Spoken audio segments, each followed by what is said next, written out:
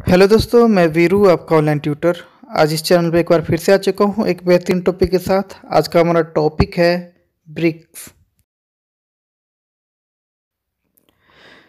BRICS एक वैकल्पिक सत्ता का केंद्र बनता जा रहा है।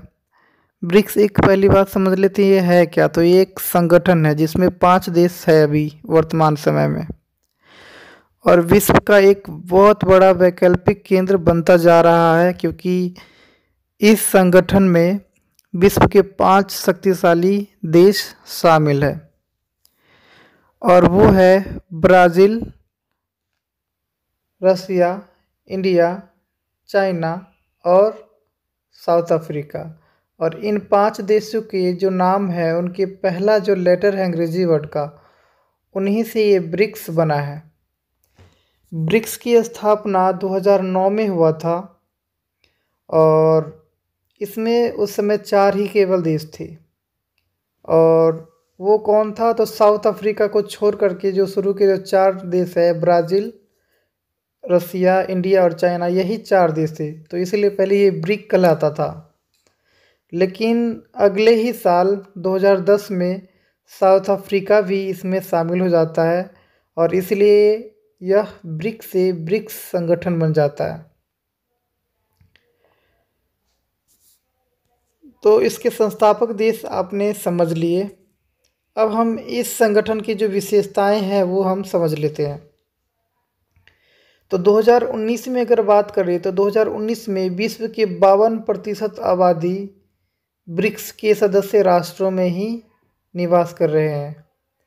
इसके जनगणना के हिसाब से अगर पता लगाया जाए तो आप विश्वास कर सकते हैं और बिलीव कर सकते हैं कि इतनी बड़ी आबादी क्या इन 5 देशों में हो सकता है। तो हाँ, ये सच है, क्योंकि इंडिया और चाइना का विश्व में तो सबसे ज़्यादा पॉपुलेशन है, और वो इसमें शामिल है। बाद बाकी ब्राज़ील, रसिया और साउथ अफ्रीका भी इसमें शामिल हो गया, जिसकी वजह से विश्व के आधे से भी ज़्यादा आबादी इन्हीं 5 देशों में निवास कर रहे हैं। तो सबसे बड़ी मानव शक्ति वाला देश ये कहलाएगा, और वो सदस्य ये ब्रिक में शामिल है, इस संगठन में शामिल है। चलिए दोस्तों, इसकी आबादी की तो बात कर लिए हैं हमने। अब इसके क्षेत्रफल की बात कर लेते हैं। तो विश्व में सबसे बड़ा जो देश है भूभाग में, वो है रसिया। फिर उसके बाद देखा जाए तो चाइना भी बहुत काफ़ी बड़े आकार वाला है। फिर ब्राज़ील है, फिर इंडिया है, फिर साउथ अफ्रीका है। तो ये साउथ अफ्रीका तो फिर भी छोटा है, लेकिन ये जो 4 देश है शुरू के, ये भूभाग में भी काफ़ी आकार में बड़ा है।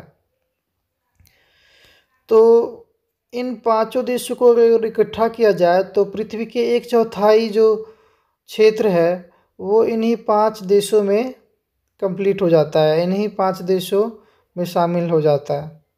तो आप समझ सकते हैं कि पृथ्वी का विश्व का 1/4 जो क्षेत्रफल है, वही वो ब्रिक्स के देशों में कवर हो जाता है। बहुत बड़ी बात है ये।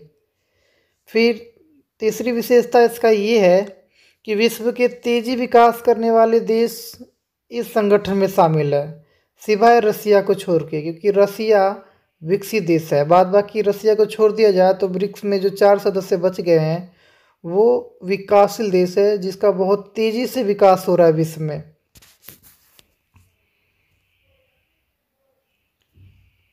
अब समझ लेते हैं कि ब्रिक्स जो है, ब्रिक्स में कुछ खासियत क्या है। तो देखिए, ब्रिक्स के ऐसे 2 देश हैं जिनको वीटो पावर प्राप्त है, वो है रसिया और चाइना। रसिया और चाइना सुरक्षा परिषद के परमानेंट सदस्य हैं, और इसीलिए इन्हें वीटो पावर प्राप्त है। लेकिन जो बच गए हैं 3 सदस्य हैं, जैसे कि ब्राज़ील हो गया, इंडिया, साउथ अफ्रीका, तो ये कई बार सुरक्षा परिषद के अस्थायी सदस्य भी रह चुके हैं। तो आप समझें, बहुत इजी टॉपिक है। तो पहला टॉपिक कौन सा दोस्तों था, तो आबादी वाला था। दूसरा भूभाग वाला। तीसरा बहुत तेज़ी से विकास करने वाले देश इसमें शामिल है, सिवाय रूस के, क्योंकि वो विकसित देश है। और नेक्स्ट रसिया और चाइना, इनके पास वीटो पावर प्राप्त है। क्योंकि वो उस सुरक्षा परिषद के परमानेंट सदस्य हैं, और जो बच गए हैं 3 वो कई बार सुरक्षा परिषद के टेम्परेरी सदस्य रह चुके हैं। आगे चलते हैं। ब्रिक्स की बात करें तो ब्रिक्स के सदस्यों में मतभेद भी है। विशेषकर चाइना का इंडिया के साथ अक्सर मतभेद देखा जा रहा है, और चाइना का रूस के साथ भी, रशिया के साथ भी काफ़ी तनाव कई बार देखने को मिला है। तो ब्रिक्स के देशों में तनाव भी है, जो इस संगठन को प्रभाव को थोड़ा कम कर सकता है। अब हम इसके आर्थिक शक्ति की बात कर लेते हैं कि सोवियत, ये जो ब्रिक्स है वो आर्थिक शक्ति किस तरह से विश्व में बना हुआ है। तो दोस्तों याद रखिएगा कि ब्रिक्स के देशों का विश्व की अर्थव्यवस्था में 23% हिस्सेदारी है, और 2016-17 की अगर बात करें तो उस समय इसकी मतलब विश्व की अर्थव्यवस्था में 30% की हिस्सेदारी थी। विश्व व्यापार में इनका 28 विश्व व्यापार में ब्रिक्स के सदस्यों को अगर इकट्ठा कर दिया जाए तो विश्व व्यापार में इनका 18% हिस्सेदारी है, लेकिन अमेरिका का देखा जाए तो 28% हिस्सेदारी है विश्व की अर्थव्यवस्था में। ये चीज़ें याद रखिएगा, और विश्व व्यापार में तो काफ़ी उसका भी योगदान है। नेक्स्ट देख लेते हैं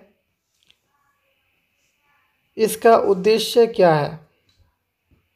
तो दोस्तों इसका उद्देश्य अगर बात करें ब्रिक की, तो इसके सदस्य राष्ट्र अपनी अपनी अर्थव्यवस्था को तेज़ी से उभारने के लिए बल दे रहा है, ताकि अपने आर्थिक स्थिति क्षेत्रीय और अंतर्राष्ट्रीय स्तर पर सुधार सके।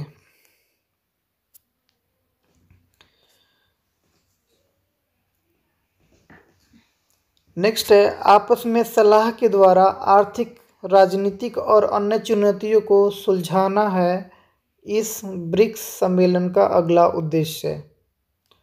तो दोस्तों आप समझ चुके होंगे कि इसका उद्देश्य है क्या।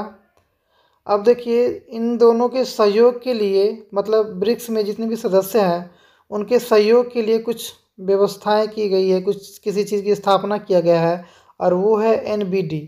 दरअसल भारतीय प्रधानमंत्री के सलाह पर, भारत के सलाह पर ब्रिक्स के सदस्यों ने मिलजुल के और 2014 में एक अंतर्राष्ट्रीय बैंक की स्थापना किया, जिसे हम NBD कहते हैं, अर्थात न्यू डेवलपमेंट बैंक।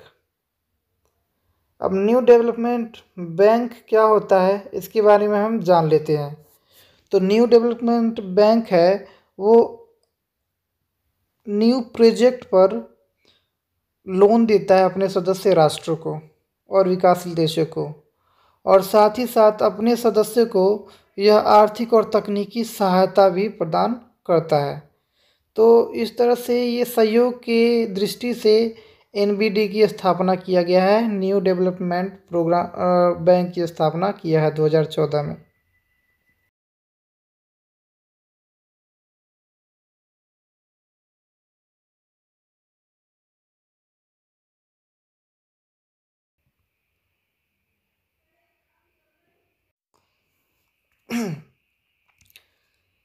आप देख सकते हैं ये है NBD का सिंबल है, और ये 5 देश देखने को मिल रहा होगा आपको।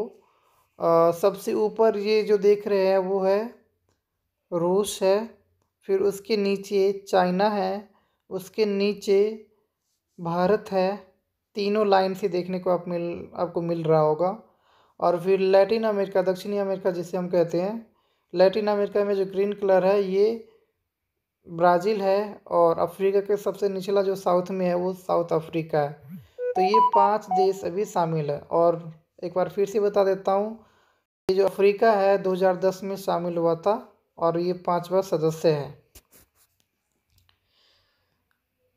जैसे कि मैंने पहले भी बता दिया हूँ कि ये NBD की स्थापना जो हुआ था ये 2014 में हुआ था, और 15 जुलाई 2014 में हुआ था। अब देखते हैं इसकी प्रकार क्या है। तो ये अंतर्राष्ट्रीय वित्तीय संस्था है जो मतलब विकासशील देशों को कोई नया प्रोजेक्ट है, विकासशील प्रोजेक्ट, उन पर मदद करता है, लोन देता है। अब इसका उद्देश्य क्या है एनबीडी का, अर्थात न्यू डेवलपमेंट बैंक का? तो ब्रिक्स देशों व अन्य उभरती अर्थव्यवस्थाओं को ढांचागत विकास परियोजना के लिए आर्थिक मदद उपलब्ध करवाना है। अर्थात जो भी विकासशील देश हैं उनको उनके परियोजनाओं के लेकर जो भी लोन की आवश्यकता है तो वो लोन उपलब्ध करवाता है। और एनबीडी की अगर बात करें तो एनबीडी की मुख्यालय कहाँ पर है? तो शंघाई में है, जो चीन में है। तो अब हम अगला पॉइंट अगर बात करें तो इसकी बैठकों की बात कर लेते हैं। कहाँ था? तो इसकी स्थापना हुआ था रूस में। और रूस में स्थापना कब हुआ था? तो 2009 में। तो जब इसकी स्थापना हुआ था तो उसी समय इसका पहला बैठक हुआ था। किसका? तो ब्रिक का पहला बैठक कब हुआ था? तो 2009 में, जब उसकी स्थापना हुआ था और रूस में हुआ था। दूसरा बैठक इसका ब्राज़ील में हुआ अगले ही साल, जिसमें दक्षिणी अफ्रीका भी शामिल हो गया था जब से वो ब्रिक्स कहलाने लगा। तीसरा बैठक जो था वो चाइना में हुआ और चौथा बैठक भारत में हुआ। और जो पांचवा सदस्य है तो पांचवा बैठक वही साउथ अफ्रीका में हुआ, जो खुद साउथ अफ्रीका था। तो दोस्तों, इस तरह से वीडियो हमारा समाप्त होता है। अगर वीडियो अच्छा लगे तो प्लीज़ लाइक, शेयर, कमेंट और सब्सक्राइब कर दीजिएगा और साथ ही बेल आइकन को दबा लीजिएगा ताकि हमारा न्यू वीडियो का नोटिफिकेशन आपको जल्दी मिल जाए। Thank you so much.